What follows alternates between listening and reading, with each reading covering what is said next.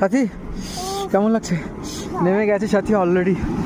ওপর থেকে আমরা নামলাম, সাথী ভীষণভাবে কাঁপছে। চা খাবো, আমি ম্যাগি খাবো। আমাদের গাড়ি খুঁজে পেয়েছি, আমার জয়া অলরেডি ঘুমিয়ে পড়েছে। আর অল্টো করে এনারা এখানে চা বিক্রি করতে আসছে, ভাবা যায়? জাস্ট আর এরকম বোতলগুলো আমাদের ওখানে বাংলার বোতল। It's outstanding experience. Sathi mini Switzerland কেমন লাগলো?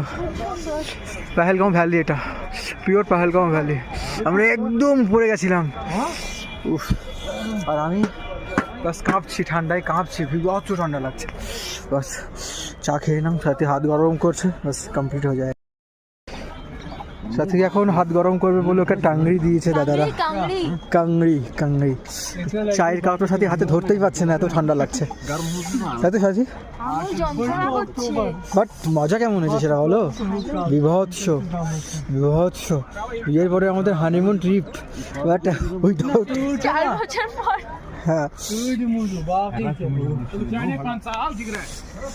সাথী চলো টাটা, পেহেলগাঁও থেকে টাটা, একদম টাটা।